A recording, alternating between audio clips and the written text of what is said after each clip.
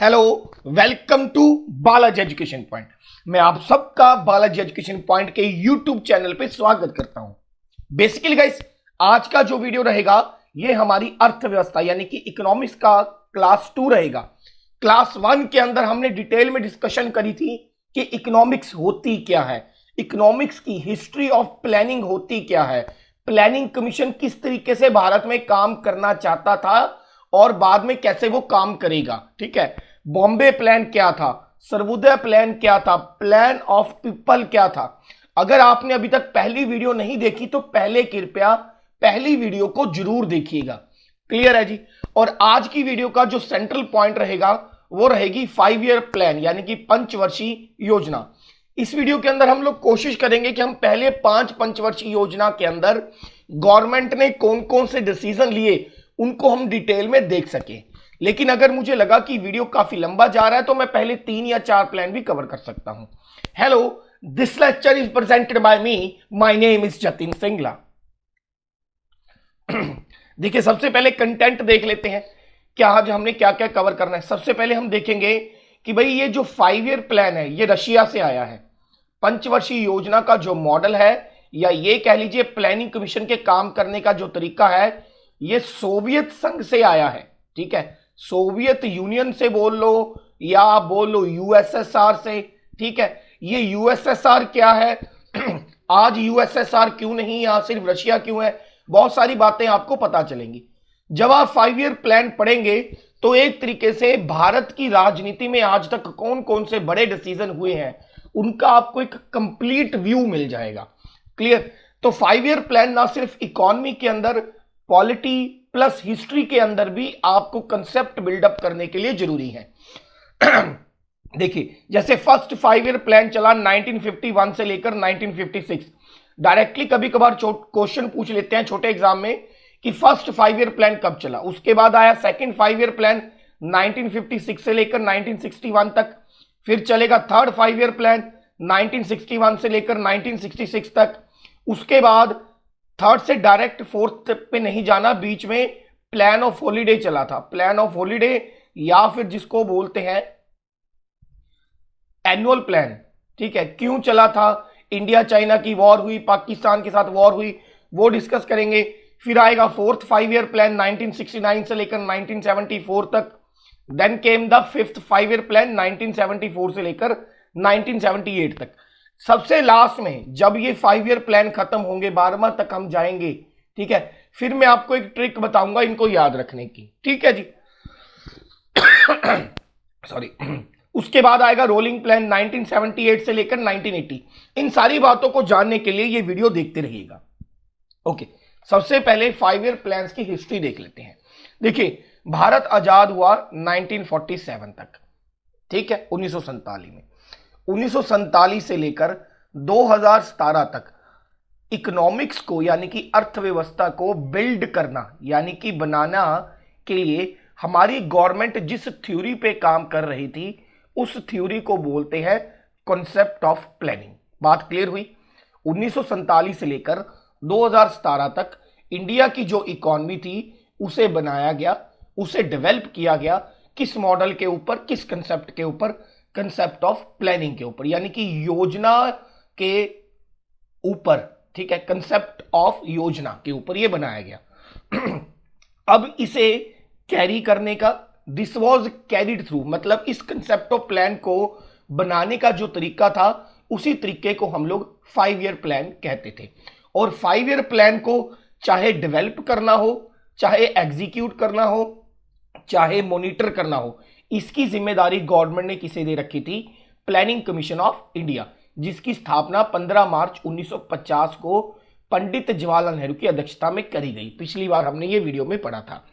पूरा basically guys ये कहना चाहता है कि भारतीय अर्थव्यवस्था को 1947 से लेकर 2017 तक किस आधार पर विकसित किया गया, वो आधार था कंसेप्ट ऑफ प्लानिंग। यानी कि पहले आप किसी प्लान का, कंसेप्ट का एक मसौदा तैयार करोगे, क्लियर, उसका एक प्लान तैयार करोगे, उसको डेवलप करोगे 3 स्टेप में। पहले आप क्या करेंगे, किसी चीज के ऊपर प्लानिंग करेंगे, फिर उसको डेवलप करेंगे।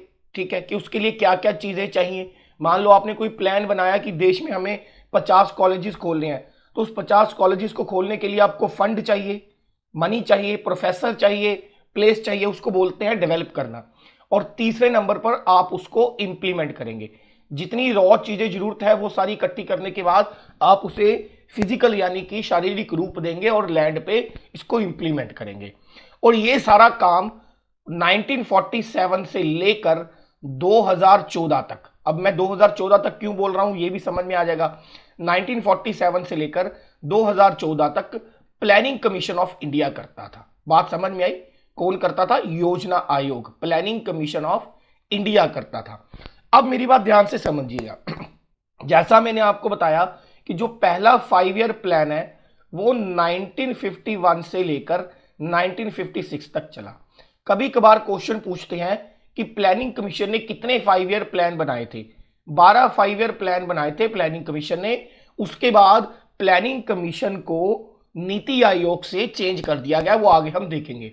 12वें 5 ईयर प्लान का जो टाइम पीरियड था वो था 2012 से लेकर 2017 तक। मेरी बात क्लियर होगी? अब क्या हुआ जी, 2014 तक तो प्लानिंग कमीशन काम कर रहा था, लेकिन लगभग 2014 के लास्ट में या ये कह लो 2015 के स्टार्टिंग में प्लानिंग कमीशन को अबॉर्ट कर दिया गया। अबॉर्ट करने का मतलब इसे बंद कर दिया गया और प्लानिंग कमीशन की जो जगह है वो ले ली नीति आयोग ने। ठीक है, national institution transformation of India, यानी कि एक तरीके से प्लानिंग कमीशन को अपग्रेड करके नीति आयोग बनाया गया। तो 12वें 5 ईयर प्लान को 2012 से 2017 तक चलना था, लेकिन 2014 में प्लानिंग कमीशन खत्म हो गया। तो पीछे जो 2 साल बचे यानी कि 2015 से लेकर 2017 तक उसे नीति आयोग ने कैरी फॉरवर्ड किया। इसलिए कहा जाता है कि जो प्लान ऑफ कंसेप्ट है वो 1947 से 2017 तक चला। एम आई क्लियर और नॉट? ठीक है जी। 2014 तक तो प्लानिंग कमीशन था, 2014 में प्लानिंग कमीशन बंद कर दिया गया और उसकी जगह ले ली किसने? नीति आयोग ने जगह ले ली। क्लियर? उसके बाद 2015 से 2017 तक जो 12वें 5 ईयर प्लान का टाइम पीरियड बचा था उसे नीति आयोग ने कैरी फॉरवर्ड किया। आगे बढ़ते हैं। अब जो ये प्लानिंग कमीशन था, मैंने आपको बताया था कि इस प्लानिंग कमीशन का एक चेयरमैन होगा जो खुद देश का प्रधानमंत्री होगा। चेयरमैन के बाद इसी प्लानिंग कमीशन का एक डेप्यूटी चेयरमैन होगा। ठीक है, और ये डेप्यूटी चेयरमैन खुद प्रधानमंत्री के द्वारा, पीएम के द्वारा अपॉइंट किया जाएगा। और ये डेप्यूटी चेयरमैन का जो रैंक होगा कैबिनेट मिनिस्टर के बराबर होगा। ये बहुत इंपॉर्टेंट क्वेश्चन है कि भाई प्लानिंग कमीशन का जो डेप्यूटी चेयरमैन होता था उसका औहदा किसके बराबर माना जाता था? तो याद रहे कि प्लानिंग कमीशन के अंदर जो डेप्यूटी चेयरमैन है वो कैबिनेट मिनिस्टर, कैबिनेट मंत्रालय, कैबिनेट मंत्री के बराबर माना जाता था। ठीक है जी, बात क्लियर होगी। सबसे लास्ट जो डेप्यूटी चेयरमैन थे 2014 में जब प्लानिंग कमीशन खत्म किया वो थे Montek Singh Ahluwalia. Montek Singh Ahluwalia last deputy chairman थे। Very very very important question, जिन्होंने लगभग 26 मई 2014 को रिजाइन कर दिया था। उसके बाद प्लानिंग कमीशन को खत्म करने की प्रक्रिया शुरू करी गई। तो इस पूरी स्लाइड में 3 बातें सामने निकल के आती हैं। पहली बात कि 47 से लेकर 2017 तक भारत का जो अर्थव्यवस्था को बनाने का नजरिया था उसे कॉन्सेप्ट ऑफ प्लानिंग कहा गया। इसे आगे बढ़ाने के लिए प्लानिंग कमीशन का जन्म हुआ और planning commission concept of planning को आगे बढ़ाती थी पंचवर्षीय योजना के तहत। तो इससे यह पता चलता है कि पंचवर्षीय योजना को डेवलप करने का, उन्हें एग्जीक्यूट करने का, उनको मॉनिटर करने का जो पूरा मसौदा था वो प्लानिंग कमीशन तय करती थी। पहला 5 ईयर प्लान 1951 से लेकर 1956 तक चला। टोटल 12 5 ईयर प्लान चले हैं। जो आखिरी 5 ईयर प्लान है उसका समयकाल 2012 से 2017 तक था, लेकिन बीच में ही 2014 में प्लानिंग कमीशन को अबॉर्ट करके नीति आयोग की स्थापना करी गई। तो पीछे 12वें 5 ईयर प्लान का जो टाइम पीरियड बचा 2015 से 2017 तक उसे नीति आयोग के द्वारा कैरी फॉरवर्ड किया गया। प्लानिंग कमीशन के जो मुखिया होते थे वो देश के प्रधानमंत्री होते थे और उन्हें ही चेयरमैन ऑफ प्लानिंग कमीशन कहा जाता था।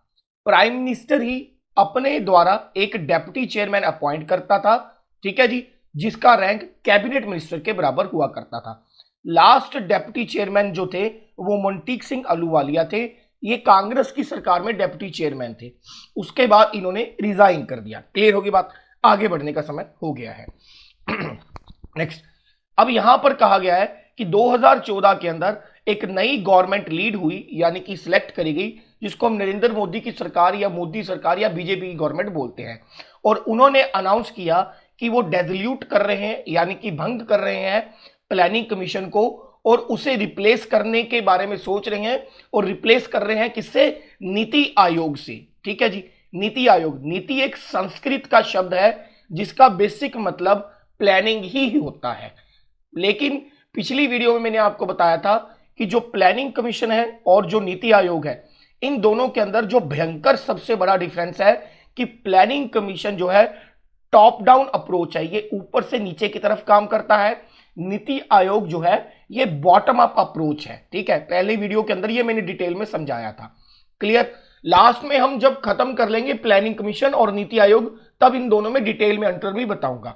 नीति आयोग की एब्रीवेशन आपके जितने भी स्टेट गवर्नमेंट के एग्जाम है उसमें इंटरव्यू के दौरान पूछ लेते हैं। ठीक है, NITI Aayog stands for national institution for the transformation of India, यानी कि राष्ट्र का एक ऐसा आयोग जो देश के ट्रांसफॉर्मिंग यानी कि बदलाव के लिए काम करेगा। क्लियर? अब यहां पर प्लानिंग शब्द जो है वो हट गया है। अब हमने प्लान नहीं करना, अब हमने ट्रांसफॉर्म करना है। ट्रांसफॉर्म करने का मतलब आपके पास ऑलरेडी बहुत सारे प्लान्स हैं, आपको सिर्फ उनमें बदलाव करना है। क्लियर होगी बात? नेक्स्ट, आगे बढ़ते हैं। अब हिस्ट्री देखते हैं कि भाई जो ये 5 ईयर प्लान्स है ये आए कहां से। पहली बात तो मैंने आपको बताया था कि जो प्लानिंग कमीशन है या फिर 5 ईयर प्लान्स है, इनका सबसे पहले जन्म हुआ था कम्युनिस्ट कंट्रीज के अंदर। ऐसी देश जो कम्युनिस्ट विचारधारा के हैं। ठीक है, कम्युनिस्ट कंट्रीज के अंदर ये कम्युनिस्ट विचारधाराओं की दी गई एक पॉलिसी है। और सबसे बड़ी कम्युनिस्ट कंट्री उस समय पर थी यूएसएसआर, यूनियन सोवियत संघ ऑफ रशिया, जिसको सोवियत यूनियन भी कहते हैं। सोवियत यूनियन, इसका पूरा बेसिक मतलब क्या है, मेरी बात ध्यान से समझिए। सोवियत यूनियन क्या है? देखिए, रशिया प्लस 14 और कंट्री हैं आज के टाइम पे। रशिया प्लस 14 और कंट्रीज हैं, जैसे कि नाम के तौर पर आप याद रख सकते हो, यूक्रेन सुना होगा आपने। ठीक है, यूक्रेन सुना होगा, आपने सुना होगा अजरबैजान, अजरबैजान। ठीक है, आपने सुना होगा लिथुनिया, लताविया, ठीक है, इस्टोनिया। ये सब कंट्रीज हैं आज के टाइम पे जो इंडिपेंडेंट है इस समय पर। ठीक है, तो रशिया प्लस इन 14 कंट्रियों का एक ग्रुप था। उस समय एक कंट्री हुआ करता था जिसे सोवियत यूनियन कहते हैं। क्लियर है? ओके। लेकिन क्या हुआ, 8 दिसंबर 1991 में, ये याद रखना, इस डेट को पूछ लेते हैं, 8 दिसंबर 1991 में सोवियत यूनियन टूट गया। और उससे क्या क्या अलग हुआ? एक तो रशिया अलग हुआ प्लस 14 कंट्रियां अलग हुई, यानी कि बेसिकली आज के टाइम पे 15 कंट्रियां मिलके एक देश हुआ करती थी जिसको सोवियत यूनियन कहते हैं। और 5 ईयर प्लान या फिर प्लानिंग कमीशन के काम करने की जो आइडियोलॉजी है, विचारधारा है, कार्यवाहक का तरीका है, वो हमने यूएसएसआर से ही अडॉप्ट किया है। क्लियर? और सबसे पहले मेरी बात याद रखना कि सबसे पहले यूएसएसआर में 5 ईयर प्लान यानी कि कंसेप्ट ऑफ प्लानिंग कमीशन जो है 1928 में जोसेफ स्टैलिन नाम के बंदे ने दिया था। ये बहुत इंपॉर्टेंट नाम है कि पंचवर्षीय योजना के फादर किसे कहते हैं, who is known as the father of 5 year plan, that is Joseph Stalin. ये यूएसएसआर का एक सिटीजन था। ठीक है, तो क्लियर होगी। तो हमने 5 ईयर प्लान और प्लानिंग कमीशन का जो कार्यवाहक करने का तरीका है या आइडिया है वो कम्युनिस्ट कंट्री यूएसएसआर से लिया है। यूएसएसआर जो आज के टाइम पे रशिया भी है, यूएसएसआर 1991 के अंदर 1991 के अंदर 15 कंट्रियों में टूट गई थी, जिसमें सबसे बड़ी कंट्री रशिया थी। क्लियर होगी बात? ठीक है, देखिए ऐसा नहीं है कि पहले यूएसएसआर ने इसे लागू किया उसके बाद तुरंत इंडिया आ गया। यूएसएसआर के बाद इसको एक और कम्युनिस्ट कंट्री है, दैट इज चाइना। एक और कम्युनिस्ट कंट्री है दैट इज कॉल्ड चाइना। ठीक है, दुनिया में 2 ही तरीके की विचारधाराएं आज के समय पर जो है हैवी हैं। एक जो कम्युनिस्ट विचारधारा के लोग हैं, जैसे नॉर्थ कोरिया हुआ, जैसे रशिया हुआ, जैसे चाइना हुआ, और एक जो डेमोक्रेटिक पसंद लोग हैं जैसे यूएसए हुआ, जैसे इंडिया हुआ, ठीक है। तो कहीं भी दुनिया में जब दो देशों के बीच में फाइट होती है, अगर वो कम्युनिस्ट कंट्री है तो उसकी हेल्प के लिए रशिया और चाइना आते हैं, और अगर डेमोक्रेटिक कंट्री है तो उसकी हेल्प के लिए ज्यादातर इंडिया या यूएसए जैसे देश जाते हैं। क्लियर है? तो यूएसएसआर के बाद इसे अडॉप्ट किया चाइना ने, और फाइनली 1951 के अंदर भारत ने इसे अडॉप्ट करके अपना पहला 5 ईयर प्लान लॉन्च किया। किसकी अध्यक्षता में? पंडित जवाहरलाल नेहरू की अध्यक्षता में। तो इस पूरी स्लाइड से 4 क्वेश्चन बनते हैं कि 5 ईयर प्लान जो है इसका जो कंसेप्ट है कहां से लिया गया? यूएसएसआर से। ठीक है, सबसे पहले इस कंसेप्ट को 1928 में किसने लागू किया था? जोसेफ स्टैलिन ने लागू किया था। 5 ईयर प्लान का मेन मकसद क्या है? इसको सेंट्रलाइज्ड किया जाता है और इंटीग्रेट किया जाता है through the national economic program. यानी कि पंचवर्षीय योजना का मुख्य काम, केंद्रीय काम क्या है? देश की अर्थव्यवस्था को बिल्डअप करना through the concept of planning. Clear होगी? इंडिया का पहला 5 ईयर प्लान कब चला? 1951 के अंदर। ठीक है जी। अब हम देखेंगे कि जो हमारा फर्स्ट 5 ईयर प्लान है उसके अंदर क्या क्या हुआ। ठीक है, यहां पर आप अपनी स्क्रीन पे देख सकते हैं, ये 12 के 12 5 ईयर प्लान है। पहला 51 से 56, सेकंड 56 से 1961। कभी कभार एक 5 ईयर प्लान का टाइम पीरियड पूछ लेते हैं कि 11वें 5 ईयर प्लान का टाइम क्या था। ठीक है, 4th का पूछ लेते हैं, 5th का भी पूछ लेते हैं। यहां पर जिन जिन में मैंने बीच में रेड किया है तो इसका मतलब है यहां पर कोई गुगली है। ठीक है, डायरेक्ट 5 ईयर प्लान नहीं है। जैसे 7th 5 ईयर प्लान 1985 से 1990 तक चला। ठीक है, बीच में 2 साल के लिए यहां पर कोई प्रॉब्लम क्रिएट हुई तो हमने डायरेक्ट 8th प्लान नहीं चलाया, उसके लिए हमने बीच में कोई 2 साल का छोटा प्लान चला दिया। ठीक है, ये सारी बातें हम लोग इस वीडियो के अंदर डिटेल में आगे देखने वाले हैं। बस 12वें 5 ईयर प्लान का टाइम पीरियड हर हाल में घोल के पी जाना है, 2012 से 2017, और एक पहले का तो हर हाल में याद रखना ही रखना है, 1951 से 1956 तक। नेक्स्ट देखिए, आगे लेक्चर बढ़ाने से पहले मैं आपको कुछ बातें समझा देना चाहता हूं। इकोनॉमी के अंदर 2 टर्म्स होती हैं, एक होती है जीडीपी जिसको बोलते हैं ग्रॉस डोमेस्टिक प्रोडक्ट, और एक होती है जीएनपी, ग्रॉस नेशनल प्रोडक्ट। ठीक है, क्योंकि इन दोनों का आगे जिक्र आएगा, उसको हम पहले ही समझ लेते हैं। अब ध्यान से समझिए, जीडीपी होती क्या है? डेफिनेशन आप पढ़ लेना, मैं देसी भाषा में जीडीपी समझा देता हूं। जीडीपी की फुल फॉर्म क्या थी? Gross domestic. डोमेस्टिक क्या होता है? घरेलू, इससे याद रखना। अब मान के चलो ये हमारे पास पूरा का पूरा इंडिया है, ये हमारे पास पूरा का पूरा इंडिया है। अब इंडिया के अंदर 2 तरीके के लोग रहते होंगे, मेरी बात ध्यान से समझना, ये इंडिया की बाउंड्रीज हैं। क्लियर? इंडिया के अंदर 2 तरीके के लोग रहते होंगे, एक वो जो इंडियन है और दूसरे वो जो इंडियन नहीं है, उन्हें हम फॉरेनर बोल देते हैं। चाहे वो पाकिस्तान का है, चाहे वो बांग्लादेश का है, चाहे वो किसी भी जगह का है। क्लियर? एक वो जो इंडियन है, एक वो जो विदेशी है। ठीक है, अब किसी भी इकोनॉमी के अंदर अगर आपको मनी जनरेट करना है तो 2 ही चीजों से होता है, या तो गुड्स के थ्रू, ठीक है, या फिर सर्विसेज के थ्रू। मेरी बात ध्यान से समझिए, इकोनॉमी के अंदर जो मनी है 2 ही चीजों से जनरेट होता है, एक गुड्स के थ्रू और दूसरा किसके थ्रू? सर्विसेज। गुड्स मतलब कि आप किसी वस्तु को बेचोगे, उससे पैसा लोगे। सर्विस का मतलब आप कोई सेवाएं देंगे और उससे पैसा जनरेट करेंगे। गुड्स क्या हो गया? गोल्ड खरीदा, सिल्वर खरीदा, वुड खरीदी, प्लास्टिक खरीदा। सर्विस क्या होगी? आप डॉक्टर के पास जाएंगे तो डॉक्टर आपको सर्विस देगा। टीचर आपको एजुकेशन के अंदर क्या देता है? सर्विस देता है। बस के अंदर बैठते हो तो बस आपको क्या देती है? सर्विस देती है। रेलवे आपको क्या देती है? सर्विस। यानी कि पूरी दुनिया में जो इकोनॉमी है उनको 2 ही चीजों को बेचकर पैसा कमाया जा सकता है, एक गुड्स जिसको आप टच कर सकते हो और एक सर्विस जो टच नहीं की जा सकती, सिर्फ फील की जा सकती है। ठीक है, तो अब जीडीपी क्या होती है?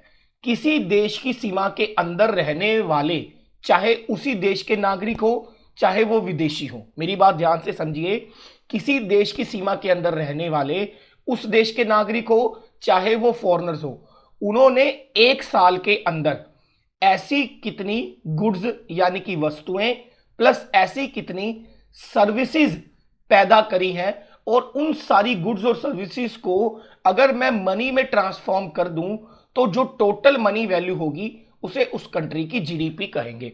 मेरी बात फिर से समझिए, बड़ा इंपॉर्टेंट कंसेप्ट है। मान लीजिए ये इंडिया है, इंडिया की सीमाओं के अंदर रहकर, इंडिया की बाउंड्री के अंदर रहकर इंडियन सिटीजन हो चाहे विदेशी हो, ठीक है, कंडीशन क्या है, देश की सीमाओं के भीतर हो। देश की सीमाओं के भीतर रहकर ऐसी कितनी गुड्स यानी कि वस्तुएं प्लस सर्विसेज पैदा करी गई हैं कि अगर उन सारी चीजों को मनी में कन्वर्ट किया जाए एक साल के अंदर, ठीक है, तो टोटल जो मनी होगा उसे उस देश की जीडीपी कहा जाएगा। Very very very important concept, ठीक है। डेफिनेशन देख लेते हैं। Gross domestic product is the total value of final goods and services produced during a given period with in the geographic boundary of a country regardless by whom, ठीक है। ये कह रहा है कि एक देश की सीमाओं के अंदर रहकर कितनी गुड्स और सर्विसेज को पैदा किया गया है, उसकी मनी की वैल्यू कितनी है, अगर उसे मनी में ट्रांसफॉर्म किया जा सके। यह डिपेंड नहीं करता कि उसको उस देश के नागरिक ने पैदा किया है या उस देश में रहने वाले किसी विदेशी ने पैदा किया है। कंडीशन क्या है, उस देश की सीमा के अंदर रहकर उस देश के संसाधनों का इस्तेमाल करके वो गुड्स या सर्विसेज पैदा करी गई हो और उनकी मॉनेटरी वैल्यू क्या है, अगर उसे मनी में कन्वर्ट किया जा सके तो उसका मनी में टोटल वैल्यू क्या है, उसे उस देश की जीडीपी कहते हैं। Very very very important concept. अब हम देखेंगे जीएनपी, जिसे हम सरल भाषा में बोलते हैं ग्रॉस नेशनल प्रोडक्ट। देखिए वहां पर डोमेस्टिक था, डोमेस्टिक का मतलब घरेलू, यहां पर नेशनल है, नेशनल से याद रखना है नेशनैलिटी, नेशनैलिटी मतलब अपने देश का, ठीक है, नेशनैलिटी, ठीक है। अब मान के चलो एक एग्जांपल देता हूं, ये पूरी दुनिया है, this is the complete world. इस कंप्लीट वर्ल्ड के अंदर या ये वाला इंडिया है। अब देखिए इंडियंस दो जगह रह सकते हैं, या तो वो इंडिया में होंगे या फिर वो इंडिया के बाहर कहीं भी होंगे, यानी कि फॉरेन के अंदर होंगे, ठीक है। ये हमारे लिए तो हमारी कंट्री इंडिया है, इंडिया से बाहर कोई भी देश हमारे लिए क्या हो गया, फॉरेन, ठीक है। मैं बात कर रहा हूं सिर्फ इंडियंस की।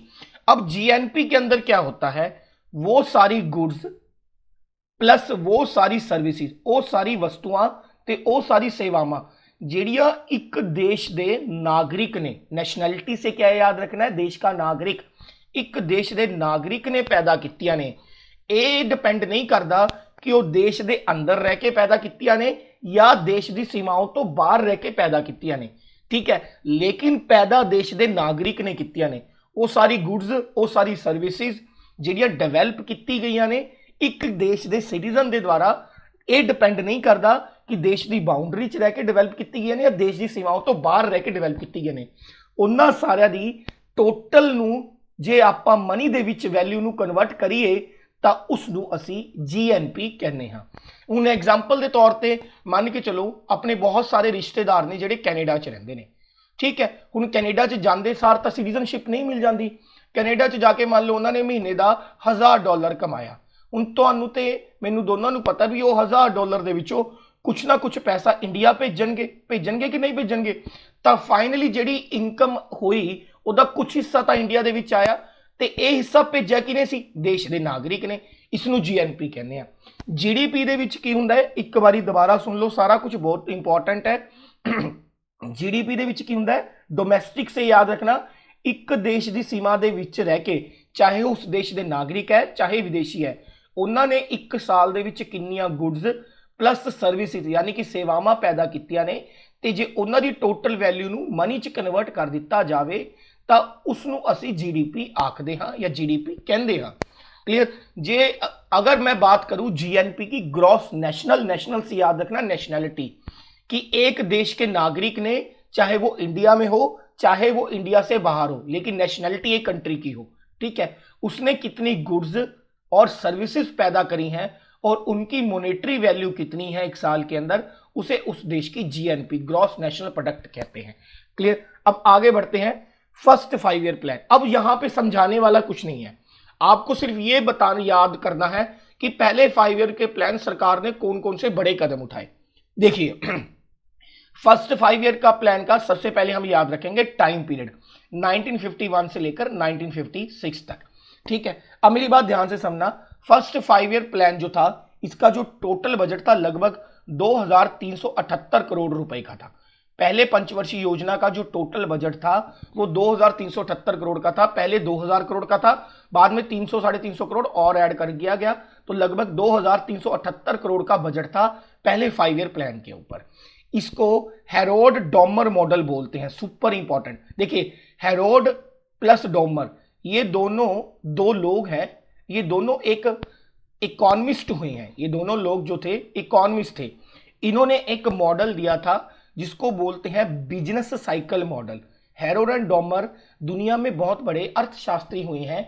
इन्होंने एक मॉडल दिया था जिसको बोलते हैं बिजनेस साइकिल मॉडल, और ये बेसिकली उन कंट्रियों के लिए था जो डेवलपिंग है। अब देखो देश 3 तरीके के होते हैं, एक अमेरिका जैसे जिनको हम बोलते हैं डेवलप्ड विकसित, एक होते हैं डेवलपिंग विकासशील ਜਿਹੜੀਆਂ ਹਾਲੇ ਵੀ ਡਿਵੈਲਪ ਕਰ ਰਹੀਆਂ ਨੇ ਜਿਵੇਂ ਕਿ ਇੰਡੀਆ, ਇੱਕ ਹੁੰਦੀਆਂ ਨੇ ਅੰਡਰ ਡਿਵੈਲਪ ਜਿਹੜੀਆਂ ਜਮੀ ਲੁੱਟੀ ਪੁੱਟੀਆਂ ਨੇ, ਜਮੀ ਗਰੀਬ ਨੇ, ਠੀਕ ਹੈ, ਕਲੀਅਰ ਹੋ ਗਈ ਬਾਤ, ਜਿਵੇਂ ਕਿ ਸੁਡਾਨ ਜਿਹੜੀਆਂ ਜਮੀ ਖਤਮ ਨੇ ਕੰਟਰੀਜ਼। 3 ਕੰਟਰੀਆਂ ਹੁੰਦੀਆਂ ਨੇ ਇਕਨੋਮੀ ਦੇ ਵਿੱਚ, ਡਿਵੈਲਪਡ, ਡਿਵੈਲਪਿੰਗ ਤੇ ਅੰਡਰ ਡਿਵੈਲਪ। ਡਿਵੈਲਪ ਜਿਵੇਂ ਅਮਰੀਕਾ, ਕੈਨੇਡਾ, ਠੀਕ ਹੈ, यूके, ब्रिटेन। ਡਿਵੈਲਪਿੰਗ ਵਿਕਾਸशील ਜਿਵੇਂ ਕਿ ਇੰਡੀਆ। ਅੰਡਰ ਡਿਵੈਲਪ मतलब ਜਿਹੜੀ ਜਮੀ ਪੂਅਰ ਨੇ ਜਿਵੇਂ कि सुडान हो गया, ठीक है, या अफगानिस्तान हो गया एट प्रेजेंट। तो इन्होंने एक मॉडल दिया था जिसका नाम था बिजनेस साइकिल मॉडल, और ये स्पेशली डेवलपिंग कंट्रियों के लिए था, ठीक है। तो इस मॉडल को ही मॉडिफिकेशन करके इंडिया में इंप्लीमेंट किया गया था, क्लियर। और इसको मॉडिफिकेशन किया था भारत के उस समय के एक बहुत बड़े अर्थशास्त्री ने, KN राज ने। अब क्वेश्चन क्या आएगा, फर्स्ट 5 ईयर प्लान का टाइम पीरियड 51 से 56। फर्स्ट 5 ईयर प्लान किसके मॉडल के ऊपर डिपेंड था, हेरोड एंड डॉमर मॉडल के ऊपर डिपेंड था। इसको मॉडिफाई करके इंप्लीमेंट किसने किया, KN राज ने। अब बिजनेस साइकिल मॉडल क्या कहता है, बिजनेस साइकिल मॉडल कहता है जी आपके देश के अंदर जो सबसे ज्यादा चीज है, ठीक है, जो ऑलरेडी सबसे ज्यादा है, जैसे उस समय हमारे देश में एग्रीकल्चर सबसे ज्यादा था, इसको पूरा विकास कर दो, इसका पूरा डेवलपमेंट कर दो, ठीक है, बिल्कुल पीक पे ले जाओ, और इससे जो इनकम आएगी उस इनकम को दूसरे सेक्टरों में लगाना शुरू कर दो। मतलब एक बार एग्रीकल्चर को पूरा विकसित करके इनकम जनरेट कर लो, फिर उसे इंडस्ट्री में लगाओ, ठीक है, उसे फिर जर्नलिज्म में लगाओ, एजुकेशन में लगाओ, यूनिवर्सिटीज में लगाओ, फिर आपकी इच्छा। पहले जो आपका सेंट्रल इकोनॉमी का पॉइंट है उसे अच्छे से डेवलप करो, ये बिजनेस साइकिल मॉडल का तरीका है। तो हेरोड डॉमर मॉडल को थोड़ी सी मॉडिफिकेशन के थ्रू KN राज ने फर्स्ट 5 ईयर प्लान के अंदर इंप्लीमेंट किया, ठीक है। अब फर्स्ट 5 ईयर प्लान के अंदर जो बातें याद रखनी है वो ये है, आपने भाखड़ा नंगल डैम सुना होगा, मैंने पंजाब की वीडियो में भी समझाया, ज्योग्राफी की वीडियो में भी, ठीक है, सतलुज रिवर के ऊपर बना हुआ है। आपने हीराकुंड डैम सुना होगा, हीराकुंड डैम इंडिया के हाईएस्ट डैम में से एक है जो कि उड़ीसा में महानदी के ऊपर बना हुआ है। उसी तरीके से दामोदर वैली प्रोजेक्ट है, उसी तरीके से एक डैम है जिसको बोलते हैं मैटूर डैम। ये इंडिया की अलग अलग नदियों पे बने हुए बहुत सारे डैम हैं। इन्हीं डैम का जो निर्माण था फर्स्ट 5 ईयर प्लान के दौरान शुरू हुआ। Very very very very important question, आपको क्वेश्चन आएगा कि भाखड़ा नंगल डैम का जो फाउंडेशन था, जो बनने की प्रक्रिया थी, वो किस 5 ईयर प्लान के अंदर शुरू हुई, under the first 5 year plan के अंदर। वेरी वेरी इंपॉर्टेंट, ठीक है। नेक्स्ट, इसी प्लान के अंदर गवर्नमेंट ने भारत के अंदर 5 IITs खोली, इंडियन इंस्टीट्यूट ऑफ टेक्नोलॉजीज, जैसे दिल्ली के अंदर खोली एक, ठीक है, एक हैदराबाद के अंदर खोली, एक कानपुर के अंदर खोली। IIT भारत के अंदर सबसे बेस्ट इंजीनियरिंग कॉलेजेस माने गए हैं। Indian institute of technology, 5 IIT के कॉलेज खोले। अब आपको क्या पूछेंगे कि जो स्टार्टिंग में 5 IIT थी वो किस 5 ईयर प्लान के अंदर खोली गई थी, तो वो खोली गई थी भाई लोगों फर्स्ट 5 ईयर प्लान के अंदर। भाखड़ा नंगल डैम और हीराकुंड डैम का जो काम था वो फर्स्ट 5 ईयर प्लान के अंदर शुरू हुआ था। इसको याद रखना, ये very very very very important है। अगर आपको मैं पूछूं फर्स्ट 5 ईयर प्लान के चेयरमैन कौन थे, अब आपका दिमाग क्या सोचना चाहिए कि चेयरमैन वही होता है जो देश का क्या होता है, प्रधानमंत्री प्लानिंग कमीशन का, ठीक है। और प्रधानमंत्री इस समय कौन होंगे, पंडित जवाहरलाल नेहरू। तो फर्स्ट 5 ईयर प्लान का पहला चेयरमैन कौन था, पंडित जवाहरलाल नेहरू। और अगर पूछे फर्स्ट 5 ईयर प्लान का पहला डेप्यूटी चेयरमैन कौन था, क्योंकि ये एक क्वेश्चन एक बार पंजाब एंड हरियाणा हाईकोर्ट के पेपर में पूछा गया है कि पहला डेप्यूटी चेयरमैन कौन था, तो पहला डेप्यूटी चेयरमैन था गुलजारी लाल नंदा, गुलजारी लाल नंदा, जो बीच में 13 दिन के लिए प्रधानमंत्री भी बनेंगे। ठीक है, ओके होगी बात। और आखिरी डेप्यूटी चेयरमैन था मनटीक सिंह अल्लूवालिया। नेक्स्ट आगे बढ़ते हैं बच्चों। इसके अलावा आपको क्या याद रखना है, इस देखिए हर एक 5 ईयर प्लान के अंदर गवर्नमेंट टारगेट रखती थी कि जी हम लोग इतनी जीडीपी अचीव करेंगे, इतनी ग्रोथ अचीव करेंगे। तो फर्स्ट 5 ईयर प्लान के अंदर हमने टारगेट रखा था 2.1% जीडीपी की, लगभग 2% की जीडीपी हमारी होनी चाहिए। लेकिन जब ये प्लान खत्म हुआ हमने एक्चुअल में कितनी ग्रोथ अचीव कर ली थी, 3.6%। ठीक है, तो मतलब पहला जो 5 ईयर प्लान था ये कंप्लीटली सक्सेसफुल था, बहुत ही ज्यादा सक्सेसफुल रहा। फर्स्ट 5 ईयर प्लान जो था ये कंप्लीटली बेस्ड था प्राइमरी सेक्टर के ऊपर। अब आप पूछोगे सर प्राइमरी सेक्टर क्या होते हैं? प्राइमरी सेक्टर बेसिकली वो है जो एग्रीकल्चर से जुड़े हुए हैं। ठीक है, the plan focused on agriculture, very very important. बताया था ना कि बिजनेस साइकिल क्या कहता है, जो आपके पास सबसे ज्यादा है उसको डेवलप करो, उससे जो इनकम जनरेट होगी उसको दूसरे सेक्टरों में डेवलप करने के लिए लगाओ। ठीक है, नेक्स्ट यहां पर एक सबसे पहली बार एक सरकारी योजना चलाई गई जिसका नाम था community development program. Super important question. Community development program Bharat के इतिहास में चलाया गया पहला सरकारी योजना था 1952 के अंदर। ठीक है, कम्युनिटी का मतलब क्या होता है, अ ग्रुप ऑफ पीपल, कि एक ऐसी योजना जो पूरे देश के हर एक नागरिक के ऊपर इंपैक्ट डालेगी, that is known as the community development program. Clear? तो पहले 5 ईयर प्लान के अंदर टारगेट ग्रोथ रखी गई थी 2.1, अचीव हुई 3.6। क्लियर होगी बात कि नहीं होगी? उसके बाद जो पहला 5 ईयर प्लान था वो हैरोल्ड डॉमर के ऊपर मॉडल के ऊपर डिपेंड था, जिसे मॉडिफिकेशन करके केएन राज ने इंडिया में इंप्लीमेंट किया। क्लियर? भाखड़ा नंगल डैम हुआ, हीराकुंड डैम हुआ, दामोदर वैली प्रोजेक्ट्स हुए, ये सब फर्स्ट 5 ईयर प्लान के अंडर ही इंप्लीमेंट किए गए। इसके अलावा भारत के अंदर 5 नई आईआईटीज खोली गई जो बाद में चल के बहुत बड़ा काम करती हैं देश की टेक्निकल एजुकेशन को इंप्रूव करने के लिए। क्लियर होगी बात? नेक्स्ट, आपने यूजीसी का तो नाम सुना ही होगा। ठीक है, यूनिवर्सिटी ग्रांट कमीशन। तो यूजीसी की स्थापना भी इसी 5 ईयर प्लान के अंदर हुई। Very very important. University grant commission was set up to take care of funding and take measure to strength the higher education in the country. इसमें कहा गया है कि यूनिवर्सिटी ग्रांट कमीशन की स्थापना करी गई ताकि देश के जो कॉलेजेस है उनकी फंडिंग को देखा जा सके कि पैसा कब और कहां से आएगा, और देश की जो उच्चतर शिक्षा है, हायर एजुकेशन है, उसको बल दिया जा सके। प्लस इस प्लान के अंदर इंडिया ने 5 स्टील प्लांट यानी कि इस्पात के कारखाने को बनाने के लिए एग्रीमेंट किया था। इसी प्लान के अंदर गवर्नमेंट ने 5 स्टील के कारखानों को बनाने का, 5 स्टील प्लांट को इंडिया में लगाने के लिए एग्रीमेंट किया था, जो बाद में चल के सेकेंड 5 ईयर प्लान में बनने शुरू होंगे। मतलब एग्रीमेंट फर्स्ट 5 ईयर प्लान के अंदर हुआ, यूके के साथ हुआ, जर्मनी के साथ हुआ, यूएसएसआर के साथ हुआ कि भाई आप हमें मदद करो स्टील प्लांट लगाने के लिए। उस समय टेक्नोलॉजी तो थी नहीं हमारे पास, सिर्फ मैन पावर थी। ठीक है, लेकिन जो वो लगेगी जाके वो लगेगी सेकेंड 5 ईयर प्लान के अंदर। ठीक है, अब देखो मैंने आपको पिछली वीडियो में समझाया था कि इकोनॉमी 3 तरीके की होती है। पहला कैपिटलिस्ट इकोनॉमी, पूंजीवादी अर्थव्यवस्था। दूसरी होती है मिक्स्ड इकोनॉमी, मिश्रित अर्थव्यवस्था। और तीसरी होती है भाई लोगों सोशलिस्ट इकोनॉमी, समाजवादी अर्थव्यवस्था। इंडिया में मिश्रित अर्थव्यवस्था है। मिक्स्ड इकोनॉमी का बेसिक मतलब आप ये समझ सकते हैं जहां पर पब्लिक यानी कि गवर्नमेंट प्लस प्राइवेट लोग यानी कि प्राइवेट कंपनीज मिलके जो है पूरे मार्केट को कंट्रोल करती हैं।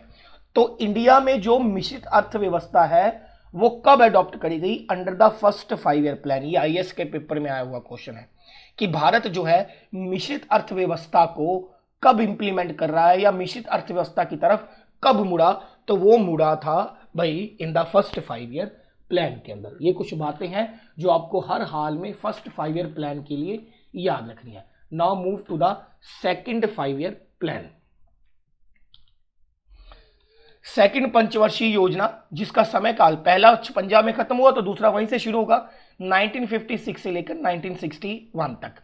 इस प्लान को बनाने का जो श्रेय जाता है, there is a person called professor PC Mahalanobis, professor PC Mahalanobis, इनके बारे में मैं बता दूं, ये बहुत इंपॉर्टेंट क्वेश्चन है कि सेकंड 5 ईयर प्लान का श्रेय किसे जाता है, या सेकंड 5 ईयर प्लान का मॉडल किसने तैयार किया, प्रोफेसर महालनोबिस ने किया। अब देखिए प्रोफेसर महालनोबिस एक बहुत बड़े स्टैटिक स्टेशन थे। अब भाई स्टैटिक स्टेशन क्या होता है, आंकड़ा विज्ञान, जो ऐसा एक व्यक्ति जो डाटा की स्टडी करता है, डाटा मतलब आंकड़ों की स्टडी करता है। अब एग्जाम्पल के तौर पर आंकड़े कैसे हेल्पफुल होते हैं, अगर मान के चलो आज पूरी दुनिया कोविड की वजह से डरी हुई है, कोरोना की वजह से डरी हुई है, अब माना जा रहा है कि इंडिया में जब कोरोना खत्म होगा तो 5 करोड़ लोगों को कोरोना होने के आसार हैं। उन 5 करोड़ में से कहा जा रहा है कि लगभग इंडिया में 5 लाख के करीब डेथ हो सकती हैं, ऐसे हाइपोथेटिकली स्पीकिंग, ठीक है, 5 लाख डेथ हो सकती हैं। तो ये सब क्या है कि 130 करोड़ में से 5 करोड़ लोगों को कोरोना होगा और 5 करोड़ में से 5 लाख डेथ होंगी, ठीक है। ये सब क्या है, ये सब डाटा है। ऐसे लोग जो इन अंदाजों को देते हैं डाटा देखकर कि अभी जो हालात सामने है उसके अकॉर्डिंग ये हो सकता है, उनको बोलते हैं हम लोग स्टैटिस्टिशियन। और पीसी महालनोबिस एक बहुत बड़े स्टैटिस्टिशियन थे। इन्हीं के जन्म पर, मेरी बात याद रखना, पीसी महालनोबिस का जो जन्मदिन होता है वो 29 जून को होता है, और इसलिए हर साल 29 जून को हम लोग नेशनल स्टैटिक्स डे मनाते हैं। एक बार ये पंजाब के रूरल बैंक में पूछा गया था, नेशनल स्टैटिक्स डे, राष्ट्रीय आंकड़ा विज्ञान दिवस, नेशनल स्टैटिक्स डे कब मनाया जाता है, 29 जून को, क्योंकि इस दिन पीसी महालनोबिस का जन्मदिन होता है। तो खैर सेकंड 5 ईयर प्लान जो था पीसी महालनोबिस के द्वारा दिया गया, इसकी जो टारगेट ग्रोथ थी कि हम लोग 4.5% जो है जीडीपी ग्रो कर लेंगे end of the second 5 year plan, लेकिन एक्चुअल में 4.3% ही ग्रो हो पाई। क्लियर होगी, ठीक है। अब दूसरी इस बात में आपको क्या याद रखनी है कि ये जो मॉडल था सेकंड 5 ईयर प्लान का जो पीसी महालनोबिस ने दिया था, ये 1928 में सोवियत यूनियन में इकोनॉमी के लिए एक मॉडल आया था जिसको बोलते हैं फेल्डमैन मॉडल, उसके ऊपर डिपेंड था। जैसे पहला 5 ईयर प्लान केन राज ने दिया, ठीक है, जो अर्थशास्त्री थे, वो हैरोल्ड डॉमर के ऊपर डिपेंड था। दूसरा 5 ईयर प्लान भारत में पीसी महालनोबिस के द्वारा तैयार किया गया, और जो सोवियत यूनियन के फेल्डमैन के जो मॉडल था उसके ऊपर डिपेंड था। इसके अंदर सेकंड 5 ईयर प्लान के अंदर जैसा कि मैंने आपको बताया था कि 5 स्टील प्लांट थे जिनका एग्रीमेंट फर्स्ट 5 ईयर प्लान में हुआ, इंप्लीमेंट वो सेकंड के अंदर आगे हुए, और वो 5 ईयर प्लान 3 जगह पर लगाए गए। सबसे पहले भिलाई स्टील पावर प्लांट, ठीक है, भिलाई स्टील प्लांट, भिलाई एक जगह है छत्तीसगढ़ के अंदर, ये याद रखना, भिलाई स्टील प्लांट कहां पर है, छत्तीसगढ़ के अंदर, और इसे रशिया की मदद से लगाया गया, वेरी वेरी इंपॉर्टेंट। उसके बाद आया दुर्गापुर स्टील पावर प्लांट, ठीक है, दुर्गापुर स्टील पावर प्लांट जो है ये वेस्ट बंगाल के अंदर है, ठीक है, दुर्गापुर स्टील प्लांट जो है दुर्गापुर वेस्ट बंगाल के अंदर है, और इसे लगाया गया ब्रिटेन की हेल्प से।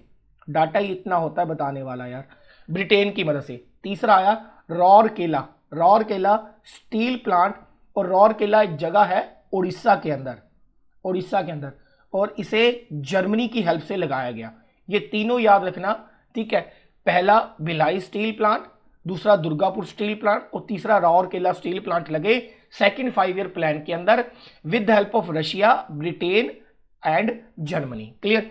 नेक्स्ट, भारत के अंदर एक पर्सन हुए हैं जिनको बोलते हैं होमी जहांगीर बाबा, होमी जहांगीर बाबा, ठीक है, भारत के अंदर परमाणु ऊर्जा के जनक, न्यूक्लियर एनर्जी के जनक, father of nuclear energy in India, ठीक है, और वो थे होमी जहांगीर बाबा।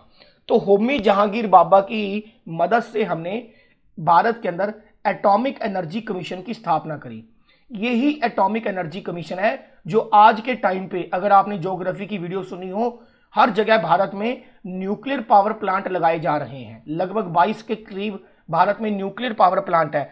तो इन न्यूक्लियर पावर प्लांट को लगाने की जो टेक्नोलॉजी है वो एटॉमिक एनर्जी कमीशन की तरफ से आती है।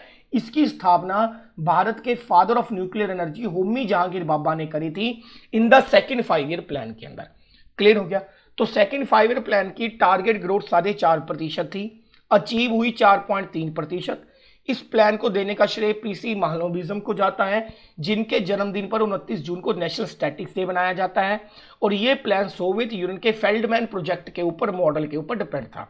इस प्लान के अंदर 5 स्टील प्लांट लगाए गए, बहुत सारे हाइड्रो इलेक्ट्रिक पावर प्रोजेक्ट लगाए गए। हाइड्रो इलेक्ट्रिक पावर प्रोजेक्ट क्या होते हैं?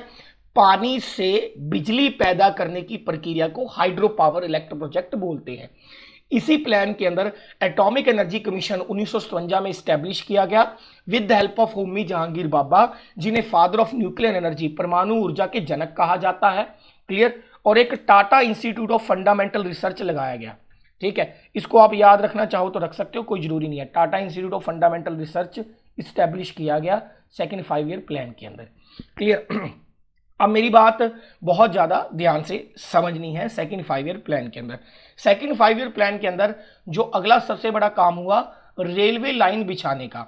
सेकंड 5 ईयर प्लान को इसलिए भी जाना जाता है कि जो द्वितीय पंचवर्षीय योजना थी, ये ऐसी पहली पंचवर्षीय योजना थी जिसमें जो भारत के नॉर्थ ईस्ट के जो राज्य है, अब नॉर्थ ईस्ट क्या होता है, मान लो ये भारत है, ये वाले जो राज्य है नॉर्थ ईस्ट, असम, मणिपुर, ठीक है, मेघालय, उत्तर पूर्व के जो राज्य हैं, नॉर्थ ईस्ट के जो राज्य जो ज्यादातर चाइना बॉर्डर के साथ लगते हैं, इनको रेलवे लाइन के साथ जोड़ा गया पहली बार। सुपर इंपॉर्टेंट क्वेश्चन कि किस 5 ईयर प्लान के अंदर भारत में पहली बार नॉर्थ ईस्ट के राज्यों में रेलवे लाइन बिछाई गई, सेकंड 5 ईयर प्लान के अंदर। नेक्स्ट, इस 5 ईयर प्लान का जो टोटल बजट था वो 48 बिलियन रुपीस था, 48 बिलियन जो रुपीस था इसका, जैसे पहले का लगभग 2300 करोड़ था ना, इसका 48 बिलियन था। अब इसमें हमारे पास 2 प्रॉब्लम्स आई जिसकी वजह से ये प्लान मॉडरेट सक्सेसफुल था। ठीक है, कंप्लीट सक्सेसफुल से होता हुआ मध्यम सक्सेसफुल रहा, मिडल सक्सेसफुल रहा। देखिए, हमारे देश में फॉरेन एक्सचेंज रिजर्व यानी कि विदेशी मुद्रा के जो भंडार थे वो कम हो गए थे। किसी भी देश की जो इकोनॉमी है उसकी स्ट्रेंथ का एक बहुत बड़ा हिस्सा डिपेंड करता है कि आपके पास विदेशी मुद्रा कितनी है, क्योंकि जो व्यापार है वो गिनवी चुनवी ही करेंसीज में होता है। जैसे IMF कहता है कि या तो डॉलर हो आपके पास, या आपके पास पौंड हो, या आपके पास जापान का येन हो, या चाइना का रेगमिनबी हो, ठीक है, या चाइना का युआन हो। तो गिनवी चुनवी कंट्रियों के करेंसी पे ही अंतर्राष्ट्रीय व्यापार होता है। तो हमारे पास विदेशी मुद्रा के भंडार कम हो गए थे, जिसकी वजह से जब हम विदेश की करेंसी खरीदते थे तो हमें ज़्यादा पैसा देना पड़ता था विदेशी मुद्रा खरीदने के लिए, जिसकी वजह से इंडिया में इन्फ्लेशन इंक्रीज हो गया। इन्फ्लेशन क्या होता है? महंगाई। ठीक है, यहाँ तक कि भारत में 30% तक चीज़ों के रेट बढ़ गए थे। इतनी ज़्यादा महंगाई अभी तक भारत में कभी नहीं आई थी। ठीक है, ये याद रखना कि भाई इंडिया में जो है फॉरेन एक्सचेंज कम हो गया था, जिसकी वजह से 30% तक चीज़ें जो थी महंगी हो गई थी, और इसलिए इस प्लान को मॉडरेट सक्सेसफुल कहा जाता है। ठीक है, इस प्लान का जो मेन मकसद था वो था इंडस्ट्री।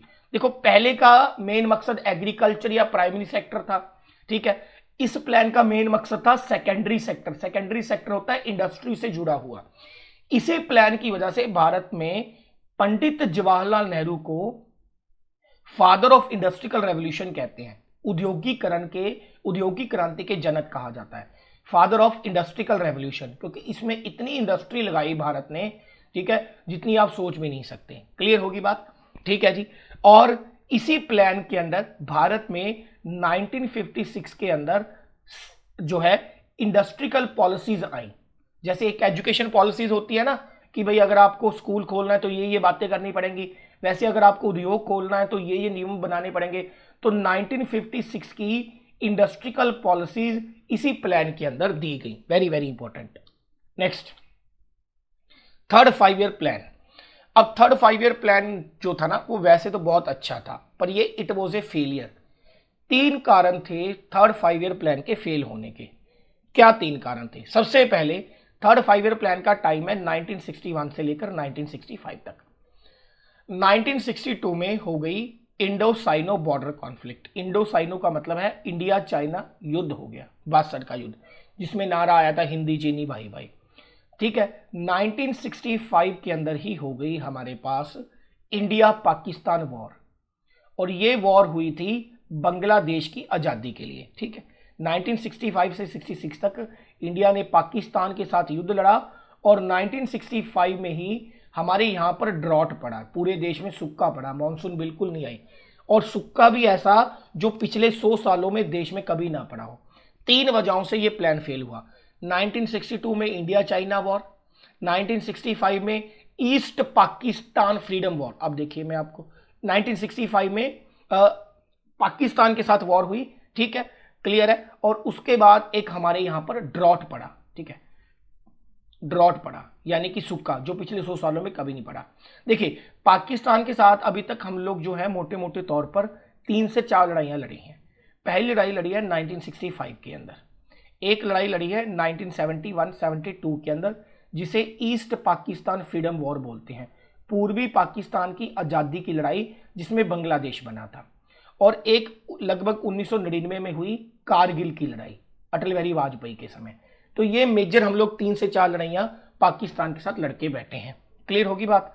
नेक्स्ट, इसमें जो एक पॉजिटिविटी थी वो थी ग्रीन रेवोल्यूशन, ग्रीन रेवोल्यूशन, हरित क्रांति, ठीक है। देखिए मैंने आपको, जितने भी मेरे पेड मेंबर हैं, पंजाब जीके की जो 9th वीडियो है आप उसमें देखें, उसमें मैंने सारे रेवोल्यूशन कवर किए हैं, green revolution, white revolution, yellow revolution, लगभग 40-45 मिनट की वीडियो है।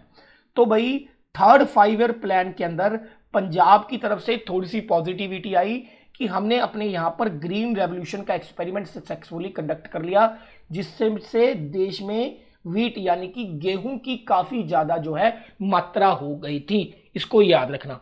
इसके अलावा 3rd 5 ईयर प्लान के अंदर भारत में पहली बार पंचायती इलेक्शन हुए। देखिए वैसे तो भारत में पहली बार जो पंचायती इलेक्शन थे वो 1959 में राजस्थान का एक जिला है नागौर डिस्ट्रिक्ट, वहां पर हुए, लेकिन ज्यादातर स्टेट्स ने पंचायती इलेक्शन जो थे वो 1964 के अंदर अडॉप्ट किए थे। तो इसलिए भारत में ग्रासरूट लेवल पर डेमोक्रेसी लेके आने के लिए पंचायती इलेक्शंस को 3rd 5 ईयर प्लान के अंदर ज्यादा बढ़ावा मिला। क्लियर होगी बात। अब क्वेश्चन क्या याद रखेंगे कि 3rd 5 ईयर प्लान था वो फेल क्यों हुआ? 3 कारणों की वजह से। 62 में चाइना के साथ युद्ध, 65 में पाकिस्तान के साथ युद्ध, और 65 में ही ड्रॉट आ गया। टारगेट रखा था ग्रोथ का हमने लगभग 5.6%, क्लियर, लेकिन अचीव कितना हुआ? सिर्फ 2.8%। क्लियर होगी बात। बोकारो स्टील प्लांट है एक, बोकारो स्टील प्लांट, वो भी इसी 5 ईयर प्लान के अंदर इस्टेब्लिश किया गया। एक बैंक है, लेकिन आजकल तो वो पीएनबी के साथ मर्ज हो गया, industrial development bank of India, IDBI, industrial development bank of India, आपने नाम सुना होगा। आजकल ये पीएनबी में मर्ज हो गया है। तो आईडीबीआई बैंक जो था वो भी इसी 5 ईयर प्लान के अंदर बनाया गया। आपने नाम सुना होगा एफसीआई का, food corporation of India. FCI 1965 में बना था और इसका जन्म भी 3rd 5 ईयर प्लान के अंदर हुआ था। डायरेक्ट क्वेश्चन कि एफसीआई किस 5 ईयर प्लान के अंदर आया, बोकारो स्टील प्लांट किस 5 ईयर प्लान के अंदर आया। क्लियर होगी बात, ठीक है। कौन सा प्लान सबसे बड़ा फेलियर माना गया, 3rd 5 ईयर प्लान फेल होने के कारण क्या थे। एक और बड़ी बात, इसी 5 ईयर प्लान के अंदर एक संस्था बनाई गई जिसका नाम था agriculture price commission, APC. Agriculture price commission का काम क्या था? 2 बार पंजाब के पेपर में क्वेश्चन आया, ध्यान से समझना।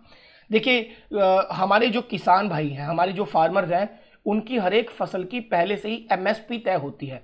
एमएसपी यानी कि मिनिमम सपोर्ट प्राइस, ठीक है, मिनिमम सपोर्ट प्राइस, कि भाई कनक का जो एमएसपी है इतना है, सरकार ने फसलों के तय कर दिए। अब ये जो एमएसपी है आज के टाइम पे कौन डिसाइड करती है? CSCP, commission for agriculture and cost price. मेरी बात ध्यान से सुनिए, हमारे फार्मर्स की जो फसलें होती हैं उनका जो न्यूनतम मूल्य होता है उसे बोलते हैं MSP, minimum support price. MSP कौन डिसाइड करता है? वो डिसाइड करता है CSCP, commission for agriculture and cost price. ये डायरेक्ट क्वेश्चन है, who decides the MSP in India? Commission for agriculture and cost price. Clear होगी। और ये जो एग्रीकल्चर प्राइस कमीशन है यही बाद में चलकर सीएससीपी का रूप लेगा। यानी कि 1965 में एग्रीकल्चर प्राइस कमीशन था जो एमएसपी तय करता था। आजकल एग्रीकल्चर प्राइस कमीशन को डेवलप करके या बदल के सीएससीपी बना दिया गया है, commission for agriculture and cost price बना दिया गया है। क्लियर होगी बात कि नहीं होगी? ठीक है जी, क्लियर है। ओके है। थर्ड 5 ईयर प्लान के अंदर हमने सोचा था कि हम इंडिया को सेल्फ रिलायंट बनाएंगे। सेल्फ रिलायंट का मतलब क्या होता है? आत्मनिर्भर, कि भारत हर एक चीज जो है अपने अंदर जो है खुद बनाएगा।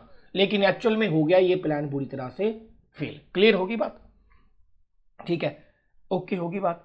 और तो इसमें मुझे नहीं लगता कुछ समझाने वाला है। ठीक है, नेक्स्ट।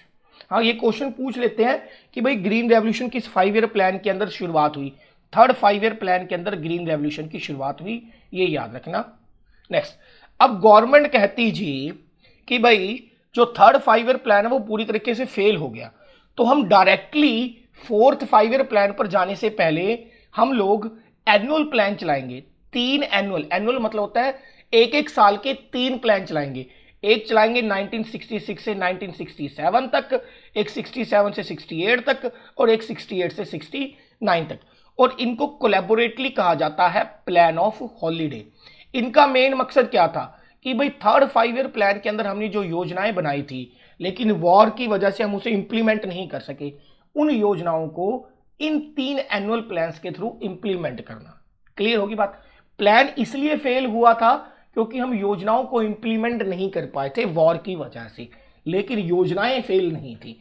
तो उन्हें थर्ड जो 5 ईयर प्लान है उसके बाद 3 साल का एनुअल प्लान चलाया गया, जिसको प्लान ऑफ हॉलीडे भी बोलते हैं, उसमें ये इंप्लीमेंट किया गया। इस प्लान का जो मेन मकसद था वो ये था कि थर्ड 5 ईयर प्लान ने जितना कुछ भी सहा है उसके शॉक मतलब उसके दर्द को इस 3 एनुअल प्लान के अंदर एब्जॉर्ब कर लेंगे। ठीक है, थर्ड 5 ईयर प्लान के फेल होने का जो शॉक है उसे इस 3 एनुअल प्लान के अंदर एब्जॉर्ब किया जाएगा। और ये 3 छोटे छोटे प्लान चले 1966 से लेकर 1969 तक। ठीक है जी, क्लियर है? देख लेते हैं। Failure of third plan that of devaluation of rupees. हाँ, इस एनुअल प्लान के अंदर, या ये कह लीजिए फर्स्ट प्लान ऑफ हॉलीडे, इनको फर्स्ट प्लान ऑफ हॉलीडे बोलते हैं क्योंकि आगे चल के भी प्लान ऑफ हॉलीडे चलेगा। ठीक है, हमने पहली बार डिवैल्यूएशन ऑफ करेंसी करी थी। Super important question.